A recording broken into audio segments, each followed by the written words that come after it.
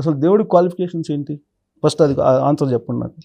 మీరేమనుకుంటున్నారు? దేవుడు అనేది it is one type of power, unknown power. ఆ పవర్ అనేది ఎవరి ఎక్స్పీరియన్స్ని బట్టి, ఎవరి స్థాయికి బట్టి, ఎవరి శక్తిని బట్టి వాళ్ళు దాన్ని గ్రాస్ప్ చేసుకోగలరు. That is my opinion. మీ ఆలోచనది. దానికి ఒక క్యారెక్టర్ క్రియేట్ చేసి అట్లా కాదు సార్. ఇప్పుడు మీరు అనుకున్నట్లుగానే కంటికి కనిపించని ఒక పవరే అనుకుందాం. అదే చెప్పేది, ఎవరి స్థాయిలో వాళ్ళకి కనిపిస్తుంది. ఇప్పుడు సార్ మీ దృష్టిలో మీకు ఒక అంచనా, నా దృష్టిలో నాకు ఒక అంచనా. నేను అదే చెప్తున్నాను. నేనేమంటానంటే సార్, నేను ఎలాంటి వాడిని అని అడిగితే నా బిడ్డ చెప్పలేకపోవచ్చు, కానీ నా బిడ్డ ఎలాంటిది అని అడిగితే నేను చెప్తాను.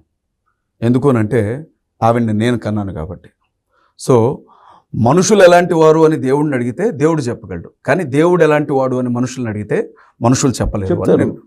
ఎవరి స్థాయిని బట్టి వాళ్ళు చెప్తారు. వినండి సార్, అంటే ఇప్పుడు ఫుల్ ఫ్లెడ్జ్గా చెప్పలేము సార్. మా పాపను తీసుకొచ్చాం, ఒక్క మాట వినండి. ఈ వీళ్ళిద్దరిలో మీ నాన్న ఎవరమ్మా అని అంటే నా పాప ఏముంటుందంటే తనకి నాతో ఉన్న రిలేషన్ బట్టి ఇతను మా నాన్న. రిలేషన్ బట్టి నేను చెప్పింది కూడా అదే, ఎవరెవరి స్థాయిని బట్టి వాళ్ళు చెప్తారు. అదే సార్, కానీ ఖచ్చితంగా అందులో ఏదో ఒక సత్యం అనేది ఉంటుంది. సత్యం ఉంటేనే కదా నమ్మకం. అదే నేను అనేది అదే సార్. నేను ఏమంటున్నాను అని అంటే, నాకు సంబంధించి మేము ఎలా కొలమానం తీసుకుంటామంటే, ప్రతిదానికి ఒక కొలమానం ఉన్నట్లుగానే మేము ఒక కొలమానాన్ని ఎలా తీసుకుంటామంటే, ఇప్పుడు మనం ఇక్కడ ఉన్నాం సార్, అక్కడ ఎవరున్నా నేను నమస్తే పెట్టేవాడిని కాదు. మీరున్నారు కాబట్టి నాకు ఎందుకో నమస్తే పెట్టాలనిపించింది. నేను నాకంటే పెద్ద అయినా, తెలిసిన అయినా, మంచి అయినా, చెడైనా, అనుభవం కలిగిన అయినా అనుకున్నాను, నమస్తే పెట్టాను. ఎవరికి పడితే వాడికి పెట్టను సార్. మళ్ళీ నేను నమస్తే పెట్టాను అని అంటే నా ఇష్ట ప్రకారంగా ఎదుటి వ్యక్తి గౌరవాన్ని బట్టి నమస్తే పెడతాం. ఎవరెవరి ఇష్టం అది. అంతే కదా, మీరు కూడా అంతే. ఎవరికైనా నమస్తే పెట్టారు అంటే మీ మనసులో ఒక మంచి స్థానం అతనుకుంటేనే నమస్తే పెడతాం. అలాగే ఒక వ్యక్తి ముందు మోకాళ్ళ మీద కూర్చొని సాయం చేయమని అడగాలి అని అంటే, ఒక వ్యక్తి చుట్టూ నేను పొర్లు దండాలు పెట్టాలి అని అంటే, ఒక వ్యక్తి కోసం నా కడుపు కాల్చుకోవాలి అని అంటే, ఒక వ్యక్తి కోసం నేను ఆయన్ని పూజించాలి, లేకపోతే యజ్ఞం చేయాలో, యాగం చేయాలో, దాన ధర్మాలు చేయాలో, ఆయన ముందు నన్ను నేను పూర్తిగా తగ్గించుకోవాలని అంటే అతనికి కూడా ఖచ్చితంగా ఒక కొలమానం అనేది ఉండాలి అనేది మా అంచనా ఉంటుంది సార్. మేము దాన్ని ఎలా చూస్తామనంటే, దేవుడు అనేవాడు ఈ సృష్టి మొత్తానికి తప్పనిసరిగా కర్త అయి ఉంటాడు అని మేము నమ్ముతాం.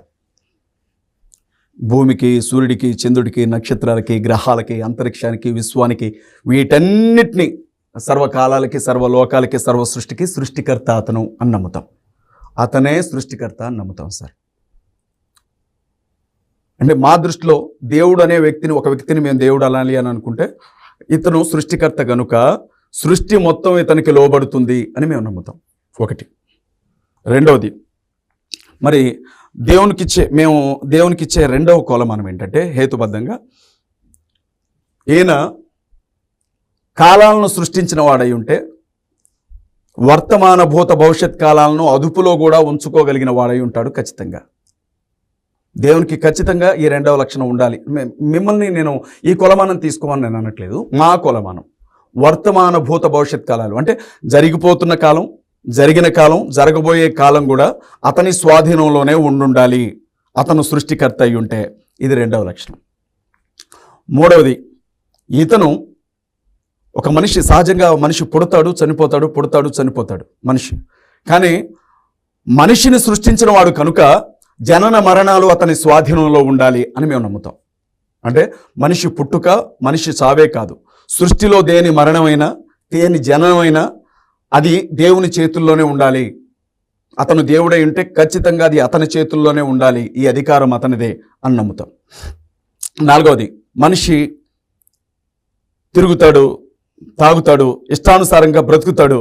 ఒకవేళ దేవుడు కూడా ఇలాగే ఉంటే మా దృష్టిలో, మళ్ళీ చెప్తున్నాను, అతనికి మనిషికి పెద్ద తేడా ఏం ఉండదు కనుక దేవుడు మనిషి అందుకోలేనంత పవిత్రుడై ఉండాలి, అతను పరిశుద్ధుడై ఉండాలి ఖచ్చితంగా. అతను సృష్టికర్త అయి ఉండాలి, అతను కాలాలను సృష్టించి వాటిని స్వాధీనం అందించుకున్నవాడై ఉండాలి, అతను ఖచ్చితంగా జన్మ మరణాలకు పూర్తిగా అధిపతి అయి ఉండాలి. నాలుగవది, అతను పరిశుద్ధుడై ఉండాలి. ఐదవది, అతను సార్వభౌమాధికారై ఉండాలి. ఈ 5 లక్షణాలను చూస్తాం సార్ మేము. మీరంటే క్రిస్టియన్స్ అంతేనా? మీరా వ్యక్తిగతంగానే క్రిస్టియన్స్? మీ వ్యక్తిగతంగా, నా వ్యక్తిగతంగా నేను చెప్తానండి. మీరు చెప్పిన 5 పాయింట్లు, మేము పరమాత్మ ఒకడే ఈ సృష్టికి. మీరేమన్నా మీ భావం ఏదన్నా కానీ పరమాత్మ ఒక్కడే.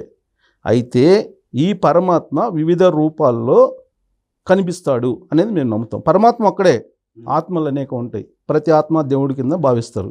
2, సృష్టి 4 కాలాలని దేవుడే సృష్టించాడు. ద్వాపరయుగం, కృతయుగం, త్రేతాయుగం, ద్వాపరయుగం, కలియుగం. 4 అతని అదుపులోనే ఉంటాయి. జనన మరణాలు అనేది దేవుడి చేతిలోనే ఉంటాయి, మనుషుల చేతిలో ఉండవు. జననము మరణము మొత్తం అతని ఆధీనంలోనే ఉంటుంది అనేది మేము నమ్ముతాం. ఏకీభవిస్తున్నారు కదా మీరు, మీతోటి కాదు, మాది చెప్పింది మేము నమ్మేది మేము. మీరు మీతోటి నేను ఏకీపించట్లా, నేను నమ్మేది అది. మా గ్రంథాలు చెప్పింది అది, మా పెద్దలు చెప్పింది అది, మా విశ్వాసం అది. మీరు దాంట్లో నేను ఏకీపించను, మా విశ్వాసం చెప్తున్నా, నా విశ్వాసం చెప్తున్నా. మీ విశ్వాసం మీరు చెప్పారు, అంటే నా విశ్వాసం కూడా నేను అలాగే చెప్తున్నాను. ఇప్పుడు నా పరిధి తక్కువ, గ్రంథాల్లో వేదాల్లో నేనేం నిష్ణాతుని కాదు. నాకు అనుభవం, నాకున్నట్టు పరిజ్ఞానం మేరకు నేను చెప్పాను. ఇప్పుడు నేను అదే పనిలో ఉన్న వ్యక్తిని కాబట్టి మేబీ మీ దాంట్లో ప్రవేశం మీకు ఎక్కువ ఉండొచ్చు, బట్ మీ దాంట్లో నేను ఏకీభించట్లేదు. 0% కూడా నేను ఏకీభించను. నా విశ్వాసం నాకు తెలిసిందని నేను నమ్ముతున్నాను. మీకు నాకు మధ్య ఇక్కడ పోటీ జరగట్లే. పోటీ నేను మిమ్మల్ని ఓడించడానికో లేకపోతే మీరు నన్ను ఓడించడానికో ఇక్కడ భావం లేదు. నాకు తెలిసింది, నా అనుభవాలు మాత్రం చెప్తున్నా. ఒక్క విషయం సార్, సత్యాన్వేషణ తెలిసిన దాంట్లో చేస్తున్నాం అంతే. నేను మీ ఎక్స్పీరియన్స్ని నేను కాదంటలేదు, మీ భావాలు నేను కాదంటలా. నా ఎక్స్పీరియన్స్, నా భావం, నా నాలెడ్జ్, నా సార్ నేను వద్దని చెప్పడానికి నేను ఎవరిని సార్, నేను ఎవరిని మీరు వద్దన్నా అవునన్నా కాదు సార్. ఇప్పుడు సార్ కేశరావు గారు చెప్పింది అబద్ధం అని చెప్పడానికి నేను ఎవరిని సార్? That's it. నేను కేవలం క్రైస్తవులమైనటువంటి మేము, క్రీస్తుని నమ్ముకున్నటువంటి మేము, ఒక దేవుని సేవకునిగా ఉన్నటువంటి నేను మాకు సంబంధించినటువంటి విషయం చెప్పాను. అలాగే ధర్మంలో ఉన్నటువంటి సనాతన ధర్మం, బ్రాహ్మణ ధర్మంలో ఉన్నటువంటి విషయాలను మీరు చెప్పారు. నాకు అసలు అవి తెలియదు. మరి తెలియదు కదా. ఎక్స్పీరియన్స్ చెప్తున్నా. సరే, ఇప్పుడు ఒక చిన్న విషయం చెప్తాను. నేను మిమ్మల్ని ఇందాక ఒక ప్రశ్న అడిగాను, అంటే మనిషికి అభిప్రాయ భేదం ఎలా ఉంటుందో అర్థం చేసుకోవడం కోసం మాత్రమే చెప్తాను. మీతో నేను ఏకీపించను, అస్సలు ఏకీపించకండి. కాదు సార్, నా ఎక్స్పీరియన్స్ నాది చెప్తున్నా అంతే. మీరు ఇందాక ఒక మాట అన్నారు, సో నాతో ఏకీపిస్తున్నా కదా అని. నాతోటి మీరు ఏకీపిస్తున్నారని నేను అనుకోవాలిగా. అలా అంటే నేను మిమ్మల్ని నాతో ఏకీభవించమని చెప్పను. రెండవది, మీ అందరినీ ఏదో ఒకటి చేసి క్రీస్తుని నమ్మించడానికి నేను ఇక్కడికి రాలేదు. ఎవరు ఇంకోటి చెప్తాను, ఇంకోటి నమ్ముతా. నేను ఇంకోటి నమ్ముతా చెప్తుంది. మీ ఇంట్లో మీ ఫ్యామిలీ కూడా, నా ఇంట్లో నా ఫ్యామిలీ కూడా చెప్తే వినరు సార్ కదా. ఎవరి ఐడియా వాళ్ళకు ఉంటుంది, ఎవరి నమ్మకం ఉంటుంది, ఎవరి విశ్వాసం వాళ్ళకు ఉంటుంది. ఒకటి సార్, ఇంకొకటి బైబిల్లో ఒక మాట ఉంటుంది, ఏమంటారంటే నా తండ్రి చిత్తం లేకుండా ఎవ్వరూ నా దగ్గరికి రాలేరు అని బైబిల్లో ఉంటుంది. అవును, మీరు రావడం కాదు, ఆయనకి ఇష్టం లేకపోతే అసలు మిమ్మల్ని దగ్గరికి రానివ్వడు అంటారు కదా. పరమాత్మ ఆజ్ఞ లేనిది ఇంత కూడా కదలదని అంటారు కదా. ఆగిపోతుంది. అలాగే దాన్ని అలాగే ఉంచుదాం. అయితే ఒక చిన్న పదం, దీనికి సంబంధించిన క్లారిఫికేషన్ ఇచ్చాక మిగతా విషయాలు ఏమైనా ఉంటే మాట్లాడదాం. అదేంటంటే, మీరు ఇందాక నన్ను క్రైస్తవ మూలాల గురించి అడిగారు. భారతదేశంలో క్రైస్తవ మూలాలు ఉన్నాయా అని మీరు నన్ను అడిగారు. అంటే ఇది చరిత్ర మళ్ళీ హిస్టరీ అయితే హిస్టరీ కాదు, హిస్టరీలోనికి వెళ్ళట్లేదు నేను, హిస్టరీలోనికి వెళ్ళట్లేదు. జస్ట్ దానికి రిలేటెడ్గా మనం మాట్లాడుకున్న ఒక అంశాన్ని మాత్రమే మీతో చెప్తాను. అదేంటంటే, అప్పుడు నేను మిమ్మల్ని ఏమడిగానంటే, యేసుక్రీస్తుని నమ్ముకున్న వాళ్ళని క్రైస్తవులు అంటున్నారు, మహమ్మద్ ప్రవక్తని అనుసరించి అల్లాని నమ్ముకున్న వాళ్ళని మహమ్మదీయులు అంటున్నారు, బుద్ధుడిని వెంబడించే వారిని బౌద్ధులు అంటున్నారు, అంబేద్కర్ వెనక వెళ్ళే వాళ్ళని అంబేద్కరిస్టులు అంటున్నారు. మరి హిందువులు అంటే ఎవరు సార్ అని అడిగాను. అడిగినప్పుడు మీరేమన్నారంటే, ఏ దేవతను పూజించినా భారతదేశానికి సంబంధించినటువంటి దైవాలను ఆరాధించేవారు హిందువులు అని మీరు అన్నారు. భారతదేశం కాదండి, ఎవరినైనా సృష్టి అనేది ఒకళ్ళే పరమాత్మ అండి. ఆయన్ని ఆరాధించేవారు హిందువులు, ఎవరైనా సరే. యూదులు అయితే మీరు లేదంటే లేదు నన్ను చెప్పండి. ఇదే మాట యూదులు అనుకోండి, ఇదే మాట మీరు స్వామీజీల్ని పీఠాధిపతులను నమ్ముతారు కదా. ఎవరు? అజయ్ బాబుని నమ్మకపోవచ్చు, పాస్టర్స్ నమ్మకపోవచ్చు అని మీరు ఎందుకు అనుకుంటున్నారు? పీఠాధిపతుల్ని నమ్ముతారు. మీరు ఎందుకు అనుకుంటున్నారు నమ్ముతాను? నా వ్యక్తిగతంగా అడుగుతున్నారా మీరు? మీ వ్యక్తిగతం. నేను వ్యక్తిగతంగా నమ్మను. మీరు పీఠాధిపతులను కూడా నమ్మరా? వ్యక్తిగతంగా వాళ్ళని నమ్మను. వాళ్ళు చెప్పే దాంట్లో నిజం ఉంటే దాన్ని తీసుకుంటాము, ఒకవేళ అబద్ధం అయితే అబద్ధం అయితే వదిలేస్తాము, నిజమేందో దాన్ని అన్వేషిస్తాము. మీరు గరికపాటి నరసింహారావు గారిని నమ్ముతారా? ఎవరు వ్యక్తిగతంగా ఎవరు నమ్మము. ఆయన చెప్పే మాటలు మంచి అయితే స్వీకరిస్తాను. నా మనసుకి హద్దుకుంటే, నా మనసుకు నచ్చితే. వ్యక్తిగతంగా ఆయన మీకు రిలేషన్ లేకపోతే ఆయన చెప్పింది మీరు చేస్తారని నేను అన్నట్లు. మరి మీరు హిందువులకు సంబంధించినటువంటి సార్ నన్ను ఒక మాట చెప్పనివ్వండి, నేను ఒక ప్రశ్న మిమ్మల్ని అడగాలి కాబట్టి అడగడానికి మిమ్మల్ని అక్కడికి తీసుకొస్తున్నాను. ఇప్పుడు గరికపాటి నరసింహారావు గారు ఆయన ప్రవచనాలు చెప్తూ ఉంటారు, ప్రవచనకర్త. అలాగే చాగంటి కోటేశ్వరరావు గారు ప్రవచనాలు చెప్తుంటారు, ప్రవచనకర్త, వింటూనే ఉంటారు కదా. వారితో పాటుగా చిన్నజీయర్ స్వామీజీ సహజంగా ఇప్పుడు ఈ శివశక్తి కరుణాకర్ సుగ్ర కానివ్వండి, లేకపోతే లలిత్ కుమార్ కానివ్వండి, రాధా మనోహర్ దాస్ కానివ్వండి, చాట్లపల్లి కళ్యాణ్ కానివ్వండి, వీళ్ళందరూ కూడా వెళ్ళి ఆయన కాళ్ళ ముందు పడి నమస్కారం పెట్టి ఆయన ఇచ్చే పళ్ళు తీసుకొని వెళ్తూ ఉంటారు చిన్నజీయర్ స్వామి. ఈవెన్ జగన్మోహన్ రెడ్డి ఒక మాట నన్ను చెప్పనివ్వండి ప్లీజ్. మీరు కాళ్ళ మీద వాళ్ళ మీద కాదు, మీరు ఎవరి మీదైనా పడవచ్చు, మీకున్నటువంటి అభిప్రాయం మనోభావం. ఇది భక్తి సార్, వాళ్ళ ఇష్టం. చిరంజీవి స్వామి గారు కాకపోతే ఇంకోటి కాళ్ళ మీద పడతారు సార్, తప్పు కాదు. అయితే నేనేమంటున్నానంటే ఆయన్ని హిందూ అంటే ఎవరు అని అడిగారు చిన్నజీయర్ స్వామి గారిని. ఆయన హిందూ అంటే ఒక అర్థం చెప్పాడు, మీరు కోపడకండి. ఆ అర్థం గురించి దాదాపు చిన్నజీయర్ స్వామి అబౌట్ హిందూ అనే పదం కొట్టగానే ఆయన చెప్పిన అర్థం వస్తుంది. మీరు నన్ను కోపగించుకోకండి. హిందూ అన్న మాటకి కాఫీర్ అని అర్థమని, కాఫీర్ అని అర్థమని, భారతదేశాన్ని పరిపాలించడానికి వచ్చినటువంటి ముస్లిమ్స్ సింధు నది పరివాహక ప్రాంతంలో బ్రతుకుతున్న మనల్ని వీళ్ళు కాఫీరులరా, హిందువులరా, కాఫీరులరా అంటే, కాఫీర్ అంటే వెధవా, పనికి మాలిన వాడురా అని మనల్ని తిట్టడానికి ఆ పదాన్ని ఉపయోగించారు. సో నేను హిందూ అనేవాడు ఇవాళ నేను కాఫీర్, నేను వెధవనని ఒప్పుకోవాలి అని ఆయన మాట్లాడాడు. చూసారా ఈ వీడియో? చిన్నజీయర్ స్వామి మాట్లాడిన వీడియో. నేను చూడలే, మీరు చూపిస్తే ఇప్పుడే చూస్తాను. నా ఫోన్ ఇవ్వండి ఒక్క నిమిషం, నేనైతే ఇప్పుడే మీకు చూపిస్తాను ప్లీజ్. కాఫీర్ అని అంటే మరి ఆయన ఏ అర్థంతో చెప్పాడు మనది. ఇంకోటి మీకు చెప్తున్నా అజయ్ బాబు గారు, మీరు చెప్పిన పేర్లు ఏదైతే ఉన్నాయో 5-6 చెప్పారు కదా, వీళ్ళ ప్రవచనాలు మేము ఎప్పుడు ఏదన్నా తారసపడి యాదృచ్ఛికంగా చూడటం తప్పితే అది పనిగా మేము ఎప్పుడు చూడము. మేము ఎప్పుడు దాన్ని వ్యక్తిగతమైన రిలేషన్ గురించి అడగట్లేదు నేను. మీరు వ్యక్తిగత వాళ్ళు మీ మతానికి పెద్దలుగా ఉన్నారు కాబట్టి మత పెద్దలుగా అంగీకరిస్తారు కదా. వాళ్ళకి మీరు మత పెద్ద అనుకుంటే మీరు సరిపోద్దా? పాస్టర్ నేను మత పెద్దనని మీరు అనుకుంటే సరిపోద్దా? అటు కాదు కదా, అనలేదు కదా, వాళ్ళు ఆయన ఉన్నాడు కదా అని అన్నాను. పీఠాలు పెట్టుకున్న వాళ్ళందరూ మత పెద్దలు అవుతారేంటి? అటు కాదు కదా. ఎవరు వాళ్ళ భావన, అది వాళ్ళ భావన. హిందూ మతం అనేది అది దాన్ని ఎవరు నిర్వచించలేనటువంటి పదం అది. దాన్ని ఒక్కొక్కరు ఒక్కో రకంగా తీసుకుంటారు. ఎగ్జామ్ రాస్తారు, ఏదైనా పోయి ఒక ఎగ్జామ్ రాస్తారు. ఎగ్జామ్ రాసినప్పుడు సేమ్ సబ్జెక్ట్ చదువుతారు. సబ్జెక్ట్ చదివినప్పుడు ఒకరికేమో డిస్టెన్స్ వస్తుంది, ఒకరికేమో సెకండ్ క్లాస్ వస్తుంది, ఒకరికేమో థర్డ్ క్లాస్, కొంతమంది ఫెయిల్ అవుతారు.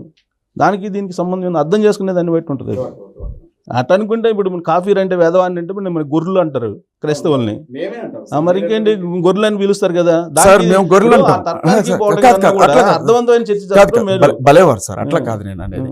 మీరు గొర్రెలు అంటాం కాదు, మేమే ప్రాఫిట్ దావీద్ అంటాడు, నేను గొర్రెని నా దేవుడు మంచి కాపరి అని అంటాడు. అదే మరి మేము కూడా ఏమంటామంటే చిన్న గొర్రె పిల్లలు. మీరు అనొచ్చు, నిర్భయంగా అనొచ్చు, ఎందుకంటే మేము గొర్రె పిల్లలమే తప్ప తోడేళ్ళం కాదు, సర్పాలం కాదు. ఇప్పుడు మీరేమన్నా అనుకోండి, మేము గొర్రె పిల్లలమే సార్, మీరు అనొద్దు, మేమే అంటాం. మీరు యేసుక్రీస్తు మా కాపరి అనుకుంటాం. హిందూ కాపరి అంటే వెధవులు అన్నట్టు. అంటే ఇప్పుడు వీళ్ళేమంటారు, యువతల పక్క గొర్రెలు అంటారు. కాదండి, ఆయన చెప్పి వలేవారే మీరు ఇప్పుడు ఆయన చెప్పిన మాట మీరు నాకు ఆపదొచ్చు కదా చెప్పిందని చెప్పి మీరు మీటింగ్లకు పోయి మీరందరూ గొర్రెలు అంటే ఒప్పుకుంటారా? జన అభ్యంతరంగా మేమేమంటాం తెలుసా, గొర్రె పిల్లలారా దేవునికి స్తోత్రం చెప్పండి కానీ హల్లెలూయా అంటారు అని మీరు మేము అంటామండి. మిమ్మల్ని నమ్మే వాళ్ళ దగ్గర అంటారు. ఎవరు అట్లా కాదండి, గొర్రె పిల్ల అనేది ఒక స్వభావం. అదేనండి, నేను ఆ స్వభావం గురించి మాట్లాడతారు. మీరు వెళ్ళి మాట్లాడి ఎవరి దగ్గర మాట్లాడతారు, ఏ డయాస్ మీద మాట్లాడతారు? ప్రతి చోట సార్. ఇప్పుడు మీరు నన్ను గొర్రె అజయ్ గొర్రె అని నేను పలుకుతాను. మీరు చెప్పే నిజంగా గొర్రె పిల్లనే సార్. అజయ్ గారు, మీరు చెప్పే డయాస్ కి పార్టిసిపేట్ చేసేటువంటి ఎవరైతే వస్తారో వాళ్ళు అది నమ్ముతారు కాబట్టి మీరు చెప్తున్నారు. అటు కాకుండా మీరు పబ్లిక్ మీటింగ్ పోయి మీరు గొర్రెలు నేను చెప్పింది ఏంటంటే అంటే మిమ్మల్ని వదిలిపెడతారా? మీరు పబ్లిక్ మీటింగ్ లో పోయి మాట్లాడండి, అర్థం చెప్తాను సార్. మీరు అర్థం ఏదన్నా చెప్పుకోండి. మత ప్రబోధకులుగా మీరు పెట్టుకునే కూటమిలో ఉంటాయి కదా, అక్కడ చెప్తే వింటారు. పబ్లిక్ మీటింగ్ పోయేసి మీరు ఈ మాట అంటే ఒప్పుకుంటారా? దాన్ని చెప్పి ఇప్పుడు ఒకసారి చూడండి, భరత వంశాల నుంచి వచ్చిన వాళ్ళం మనం అందరం.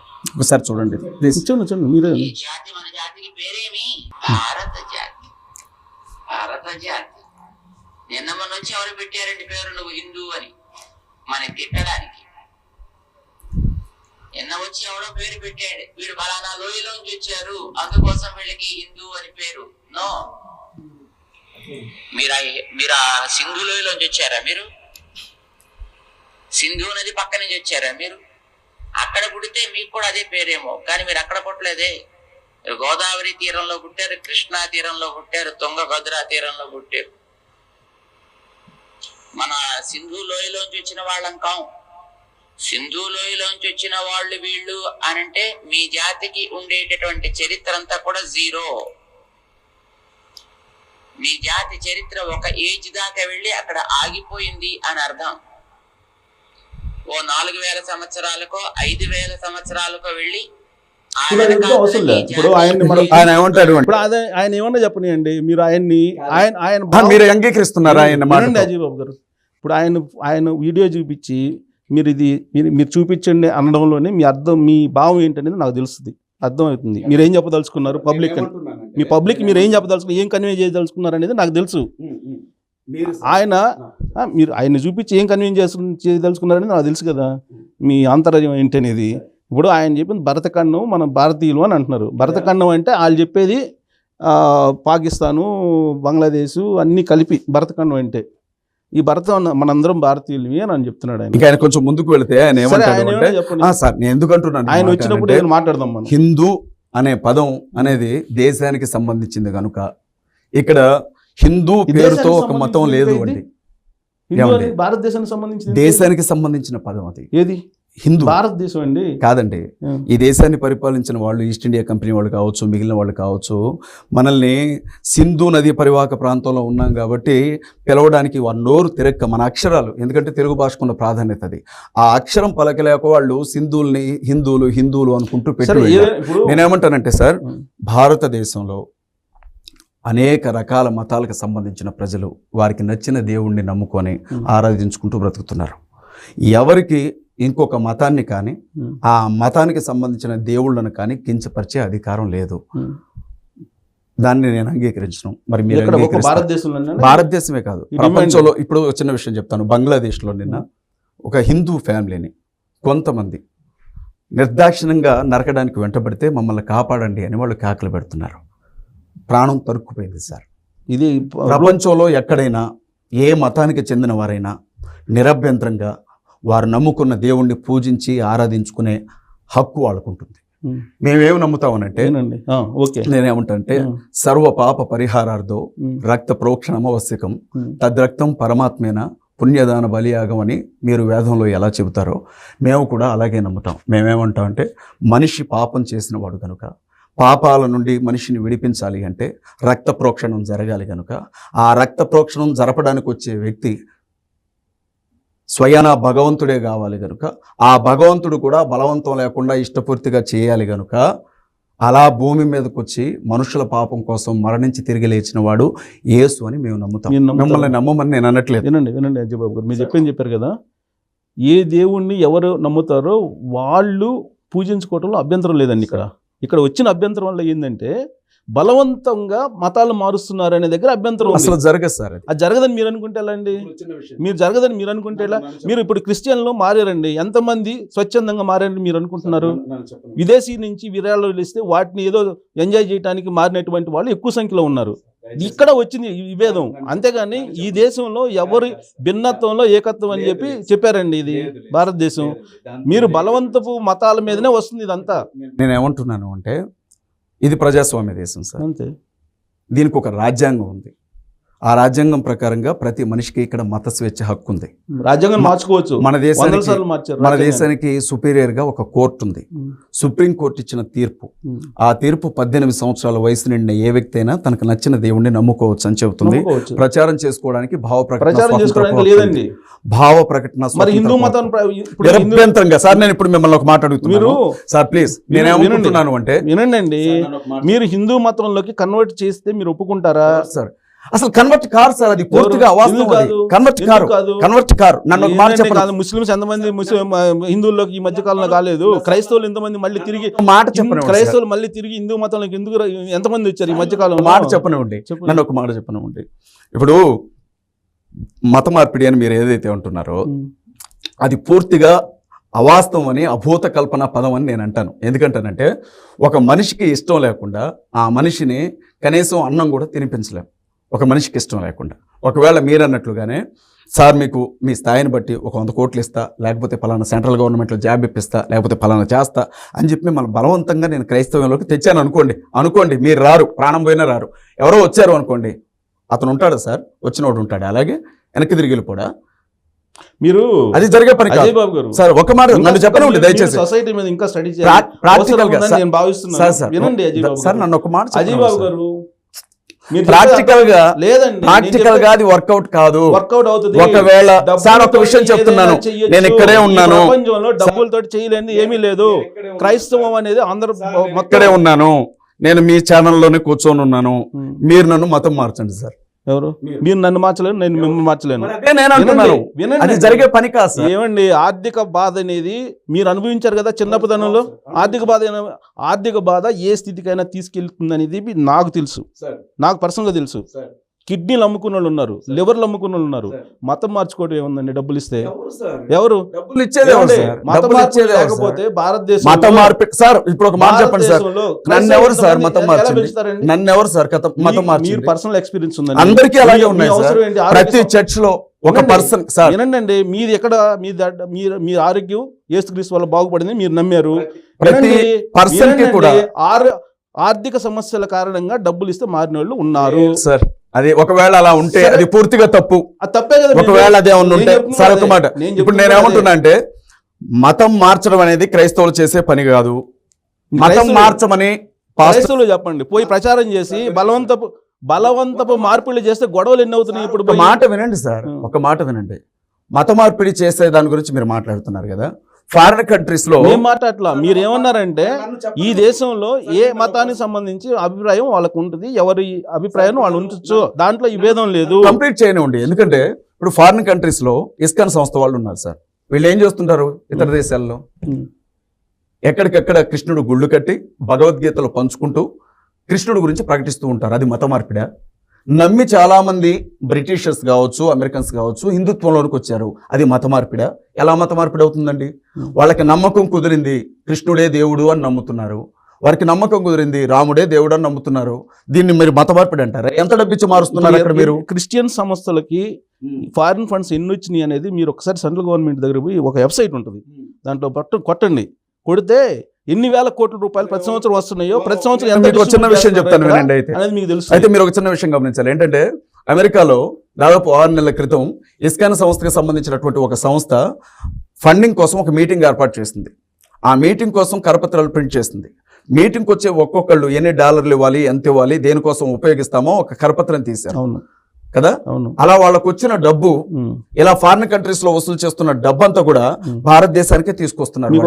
మత మార్పిడి చేయడం. ఒక విషయం తెలుసా సరే, అక్కడ వసూలు చేసిన మొత్తం హిందువుల డబ్బు ఇక్కడ పూర్తిగా క్రిస్టియన్స్ డబ్బు, పూర్తిగా క్రైస్తవుల కాదు కాదు కాదు. ఫారిన్ కంట్రీస్ లో ఎంక్వైరీ చేసుకోండి. ఎన్ఆర్ఐలకు సంబంధించి వాళ్ళు మీటింగ్లు పెట్టుకున్నారు. ఎన్ఆర్ఐ సభలకు వెళ్ళి ఏమండి తానా ఆటా సభలకు నేను వెళ్ళానండి. ఇస్కాన్ వాళ్ళు అక్కడ పెట్టుకుంటారు సార్. తానా ఆటకి సంబంధించినటువంటి మీటింగ్స్ పెట్టి, తానా ఆటకి సంబంధించి ఇప్పుడు మన చౌదరీస్ కి సంబంధించింది ఒక ఆర్గనైజేషన్ కావచ్చు, రెడ్డిస్ కి సంబంధించింది ఒక ఆర్గనైజేషన్. అక్కడ ఏం జరుగుతుంది అనేది చెప్తాను. కులాల వారిగా అక్కడ సార్ ఒక మాట, కులాల వారిగా అక్కడ లేదు, ఫ్లేవర్ ఉండొచ్చు. ఆ కరపత్రంలో భారతదేశంలో కట్టిన చర్చిలను కూలగొట్టడానికి అని రాశారు కరపత్రంలో. వెంకటేశ్వర స్వామి టికెట్లు వెనక జెరూసలం ప్రచారం చేశాడు జగన్మోహన్ రెడ్డి ప్రభుత్వం. తప్పు, అది తప్పు, నిరభ్యంతరంగా నిలదీయాలి. సార్ ఒక మాట చెప్తున్నాను సార్, మత మార్పిడి అనేది కరెక్ట్ కాదు సార్. మత మార్పిడి అనేది మీరు ఒకటి చెప్తే నేను వంద చెప్తానండి. మార్పిడి అనేది జరగదు సార్, అది జరిగే పని కాదు. నమ్మి మారుతారు అంతే, మనసు మారుతారు. ప్రచారం చేయొద్దని అలా చెప్తాం. ఇప్పుడు ఇస్కాన్ వాళ్ళని మీరు కృష్ణుడు గురించి చెప్పొద్దు అంటాం, అలా అవుతారా? ఎవరు ఇతర దేశాల్లో ప్రచారం చేయడానికి? హిందూ రాజ్యాంగం వేరండి. అక్కడ భారతదేశ రాజ్యాంగం ప్రచారం చేసుకోవడానికి మనకి హక్కులు ఇచ్చింది సార్. ఆర్టికల్ 25 తీయండి. భారత రాజ్యాంగం మార్చేస్తున్నారు ఎవరు సార్? మార్చే వరకు అవకాశం ఉంది కదా, మార్చనే ఉండి. ప్రజాస్వామ్యాన్ని తీసేయండి, రాజ్యాంగాన్ని రద్దు చేయండి, క్రైస్తవులకు ముస్లింలకు ఉండే ఓటు హక్కు తీసేయండి, ఇది హిందుస్థాన్ అని ప్రకటించండి, ఇక్కడ ఉండే క్రైస్తవుల్ని ముస్లింస్ని మణిపూర్ చేసినట్లు చేయండి సార్, అఫీషియల్ గా చెప్పి చేయండి. కానీ అవకాశం ఉన్నప్పుడు ఎందుకు చేస్తారు అట్లా? ఇక్కడే పుట్టాం, ఇక్కడే పెరిగాం, ఇక్కడే తిన్నాం, ఇక్కడే బతికాం, మాకు నచ్చిన దేవుణ్ణి నమ్ముకున్నాం, ఈ కారణాన్ని ఎలా టార్గెట్ చేస్తారు? మీకు నమ్మకం, మీ నమ్మకాన్ని ఇతరుల మీద రుద్దుతున్నాం. ఇతరుల మీద మేము రుద్దట్లేదు. ఇప్పుడు నేను యేసుక్రీస్తు గురించి చెప్పాను సార్. ఒక విషయం సార్, ఇప్పుడు ఒక విషయం సార్, సార్ వినండి సార్, మీకు ఎవరు చెప్తే క్రిస్టియన్ మతంలో మారారు? వినడం వల్లే జరుగుతుంది. ఇప్పుడు మీరు దత్తాత్రేయుని గురించి చెప్పారు సార్, నాకు నమ్మబుద్ధి అయింది అనుకోండి, నేను దత్తాత్రేయుడికి దండం పెట్టుకుంటా, ప్రార్థన చేసుకుంటా, అంటే నన్ను మీరు మతం మార్చారా? అంతే కదా, మీరు అంటే బలవంతంగా చేసి ఇప్పుడు నాకు మతం మార్చారా? మీరు చెప్పే కూటములు పెట్టుకుంటున్నారు, సభలు పెట్టుకుంటున్నారు, దానికి అభ్యంతరం పెట్టాలి, అందరూ పర్మిషన్ ఎందుకు పెట్టట్లేదు సార్? ఇంట్లోకి వచ్చి కొడుతున్నారు, చర్చిలు తగలబెడుతున్నారు, పాస్టర్లు చంపుతున్నారు, వాళ్ళ లిస్ట్ ఏముంది సార్ మా దగ్గర? హిందువులు కూడా చంపుతున్నారు, ఆ లెక్కన హిందువులు కూడా సార్. హిందువుల మీద కాదు సార్, ఏ మనిషి మీద మతం పేరుతో దాడి చేసి అట్టెవరికి లేదు సార్. మతం కాదండి, అసలు మతం పేరుతో మనుషులను ఎలా చంపుతారు సార్? పాస్టర్లు లేకపోతే మఠాధిపతులు, పీఠాధిపతులు తీసుకొచ్చి వాళ్ళ ఆర్థిక స్తోమత కోసం ఉపయోగించుకుంటున్నారు అనేది నా వ్యక్తిగత అభిప్రాయం. మీరు ప్రచారం చేసి హిందూ ముస్లింలు లేదంటే హిందూ క్రిస్టియన్స్ మధ్య విద్వేషాలు రేపాలనే ప్రయత్నం మీరు చేస్తుంటే సార్, రోజు ఉదయం నుంచి రాత్రి పడుకునే వరకు ప్రత్యేకంగా ఒక మతం గురించి, ఆ మత విశ్వాసాల గురించి, ఆ మత దేవుడి గురించి, ఆ మత ప్రజల గురించి నోటుకొచ్చిన ఎల్వర్డ్స్ ఎఫ్వర్డ్స్ మాట్లాడే వాళ్ళ గురించి మీరు ఎప్పుడు మాట్లాడరు సార్. మేము ఏ రోజు వాళ్ళ ఒక్క వర్డ్ కూడా మాట్లాడలేదు. నేను వాళ్ళు చెప్తా ఉన్నాను నేను ఇవాళ సార్. దయచేసి చెప్పండి సార్, ఇక్కడ మీకు 10 ఛానల్ కాదు 20 ఛానల్ చూపిస్తాను మీకు ఇప్పుడే, యూట్యూబ్ ఛానల్స్ హైదరాబాద్ నుంచి రన్ అవి చెప్తానండి. ఇటీవల కాలంలో విలేజెస్ కి వెళ్ళి కూడా ప్రచారం చేస్తుంటే అనేక మంది పాస్టర్స్ ని అడ్డుకొని బయటికి పంపించిన సందర్భాలు ఉన్నాయి. విలేజ్ కాదు సార్, పబ్లిక్ ప్లేసుల్లో ఎక్కడైనా నిలవబడి నేనేమంటున్నానంటే, మీరు రామాయణాలు పంచండి, మీరు రండి. ఇప్పుడు నేనేమంటున్నానంటే, నాకు ఒక భగవద్గీత కావాలి సార్, నాకు ఒక రామాయణం కావాలి, మీరు ఇవ్వండి, మీ సాక్షిగా ఇక్కడి నుంచి తీసుకుని వెళ్ళి నేను చదువుకుంటాను. అందులో ఒకవేళ సత్యం ఏమన్నా నాకు కనిపిస్తే, అదే సత్యం అనిపిస్తే నేను కృష్ణుడిని రాముడిని వెంబడిస్తాను. నేను మీకు వచ్చిన నష్టం ఏంటంటున్నాను. నేను అలాగే క్రీస్తు గురించి చెప్తున్నాను, వినేవాళ్ళు వింటారు, నచ్చలేదు అనుకో మాకు నచ్చలేదు నువ్వు చెప్పకు అని అంటారు, మీకు వచ్చిన ఇబ్బంది ఏముంది అందులో? కానీ భారతదేశం కదా, ఇక్కడ హిందూ దేశం, భారతదేశం ఎట్లా అవుతుంది సార్? ఎవరు చెప్పారు సార్ ఇది భారతదేశం సార్? క్రిస్టియన్స్ అనేది ఉందా అసలు భారతదేశంలో? ఎందుకుండదు సార్? ఇక్కడ హిందుత్వం కూడా ఇక్కడ కాదు. ఇప్పుడు మీరు ఏదైతే హిందుత్వం అంటున్నారో సార్, మీరు ఏదైతే హిందుత్వం అంటున్నారో, ఎవరైతే ఈ హిందుత్వాన్ని భుజాల మీద మోస్తున్న ఆర్య బ్రాహ్మణులు ఉన్నారో వీళ్ళందరూ కూడా ఇరాక్ అనే ప్రాంతం నుంచి ఆ మతాన్ని ఇక్కడికి తీసుకొని వచ్చారు. ఇక్కడ బౌద్ధం మాత్రమే పుట్టింది భారతదేశంలో, హిందుత్వం ఇక్కడ పుట్లా. హిందుత్వానికి భారతదేశానికి ఏ మూలాలు లేవు. భారతదేశ మతం ఏదైనా ఉంది అంటే అఫీషియల్ గా అది కేవలం బౌద్ధ మతం, జైన మతం మాత్రమే. మరి ఉంటే బౌద్ధం, జైనం ఉండాలి, మరి క్రిస్టియన్ ఎందుకు వచ్చింది? హిందుత్వం ఎందుకు వచ్చింది? హిందుత్వంలో భాగం అండి బౌద్ధం. ఎవరు చెప్పారండి? మీకు ఇప్పుడే ఒక విషయం చూపిస్తాను. ఎన్నో బౌద్ధ విగ్రహాలు, ఎన్నో బౌద్ధుని విగ్రహాలకి రంగులు వేసి అమ్మవారి విగ్రహాలుగా లేకపోతే వేరే దేవత విగ్రహాలుగా మార్చిన ఎన్నో విగ్రహాలు చూపిస్తాను. ఇవాళ ఎన్నో బౌద్ధుని గుడులు, ఆరామాలని అక్కడ ఒక రకంగా చెప్పాలంటే పడగొట్టి అక్కడ టెంపుల్స్ నిర్మించిన స్థలాలు ఉన్నాయి. ఎందుకు లేవండి? మీకు ఒక విషయం చెప్తాను తెలుసా? ఒకప్పుడు నేను చిన్నప్పుడు ప్రతి ఊర్లో రామాలయము లేదంటే శివాలయము లేదా విష్ణాలయము ఉండేవి. ఇవాళ ప్రతి ఊర్లో చర్చి ఉందంటే అది ప్రచారం ఏ స్థాయిలో జరిగిందని మీరు అనుకుంటున్నారు? కట్టుకుంటారు వాళ్ళు. మీరేమో గుళ్ళోనికి రానియరు సార్. ఒక దళితుడు గుళ్ళోనికి రానియొద్దు అంటారు. ఇవాళకే గుళ్ళోకి వస్తే గుడి మైలబడింది అంటారు, బడిలోకి వస్తే బడి మైలబడింది అంటారు. దేవతల దగ్గరికి ఏదన్నా లేకపోతే రోడ్డు మీద ఆ బొడ్రాయి పండుగలు జరుగుతుంటే వస్తే వాళ్ళని నిర్దాక్షిణంగా కొట్టి చెట్లకు గట్టేస్తా ఉన్నారు, తాళాలు వేస్తా ఉన్నారు. ఇవన్నీ జరుగుతూ ఉంటే మాకు నచ్చిన దేవుణ్ణి మేము నమ్ముకున్నాం సార్, తప్పే ఉంది. ఇవన్నీ మీలాంటి వాళ్ళు ప్రచారం చేసుకోవచ్చు, ఎందుకంటే రెచ్చగొట్టడానికి. నేను చూపిస్తాను సార్, గ్రౌండ్ లెవెల్ అవన్నీ అవే సార్ జరిగేది. వాళ్ళ పరిస్థితి అన్ని కులాలు కలిసి పనిచేసుకుంటున్నాయి, అన్ని మతాలు పనిచేస్తున్నాయి. అది పూర్తి అవాస్తవం. అది పూర్తి అవాస్తవం సార్, అది పూర్తి అవాస్తవం సార్. ఒక పని చేద్దాం సార్, నేను ఇదే వేదికగా నేను మిమ్మల్ని ఒక రిక్వెస్ట్ చేస్తున్నా. మన ఇద్దరు ఏకీభవించకపోయినా ఓ రిక్వెస్ట్ ఏంటంటే, ప్రాక్టికల్ గా ఏం జరుగుతుంది అనేది సోషల్ మీడియా వచ్చిన తర్వాత ప్రతి ఒక్కరికి అర్థమవుతూనే ఉంది. ఇవాళ టీవీ ఛానల్ అన్ని చూపించకపోవచ్చు కానీ యూట్యూబ్ ఛానల్స్, సోషల్ మీడియా, సామాజిక మాధ్యమాలు ఇవాళ దాని మీద కూడా చట్టం తీసుకొని వస్తున్నారు సెంట్రల్ గవర్నమెంట్. ఏ విషయం కూడా మాట్లాడే పరిస్థితి లేకుండా ఏం జరుగుతుందో ఒకసారి చూడండి. చూసి మతానికి సంబంధించి గొడవలు పెడుతున్నటువంటి పెద్దలు ఎవరైతే ఉన్నారో వాళ్ళందరినీ ఒక వేదికగా ఒక చర్చకి పిలుపునివ్వండి. అజయ్ బాబు గారు, నేను ఒక క్వశ్చన్ చెప్తాను, చిన్న సింపుల్. ఇప్పుడు 2 చేతులు ఇలా కలిస్తే సౌండ్ వచ్చేది, ఒక చెయ్యి ఇట్ట అంటే రాదు కదా. ఈ విషయం ఏంటంటే సార్, 2 చేతులు ఇలా కలవాల్సిన అవసరం కూడా లేదు సార్, ఇలా కొట్టినా సౌండ్ వస్తుంది. ఎలా ఉందంటే సార్ ఒక్క ఎలా విషయం నన్ను ఉందంటే గమనించ రాజీవ్ బాబు గారు, ఎలా ఉందంటే ఇప్పుడు మీ మతానికి సంబంధించిన ప్రచారం మీరు చేస్తున్నారు, వాళ్ళ మతానికి సంబంధించిన ప్రచారం వాళ్ళు చేస్తున్నారు. వినండి, మీ భావాలు మీరు చెప్పుకోండి, కానీ సమాజంలో అన్సర్టనిటీ క్రియేట్ చేయడానికి మీలాంటి వాళ్ళే అంటున్నాను నేను. మత పెద్దలు అలాంటి వాళ్ళు ఎప్పుడు కూడా ఆ పని చేయరు సార్. నాలాంటి వాళ్ళు గాడి తప్పిన వాటిని గాడిలో పెట్టడానికి ప్రయత్నిస్తున్నారు. నేను చిన్న విషయం చెప్తాను సార్, నేను చెప్తున్నాను సార్, ఒక విషయం చెప్తాను వినండి సార్, ఒక విషయం చెప్తాను. గొర్రెలు అనేది ఆయన ఏదో అన్నాడు, ఆయన ఏమన్నా హిందూ ప్రతినిధి? చిన్న విషయం చెప్తాను వినండి. కదిరే కృష్ణ అనే ఒక న్యాయవాది తెలుసు, ఆ కదిరే కృష్ణ గారు సుప్రభాతం గురించి మాట్లాడుతూ ఒక మాట అన్నందుకు తప్పుగా ఆయన వ్యంగ్యంగా మాట్లాడాడు. నేను కూడా ఖండిస్తున్నాను దాన్ని. చీకోటి ప్రవీణ్ కుమార్ గారు స్టేషన్లో కేసు పెట్టారు, 2 సార్లు క్షమాపణ చెప్పాడు. ఎవ్వరికి ఎవరి దేవుడిని కించపరిచే హక్కు లేదన్నప్పుడు మరి దాదాపు ఒక 20 నుంచి 30 యూట్యూబ్ ఛానల్స్ కేవలం పొద్దున్న లేచిన దగ్గర నుంచి బైబుల్ని సెక్స్ బుక్ అని, యేసుక్రీస్తు ప్రభు వేవిచారని, మరీ తల్లి గురించి నోటికొచ్చినట్లుగా మాట్లాడుతుంటే మేము ఎన్ని కేసులు పెట్టాలి సార్?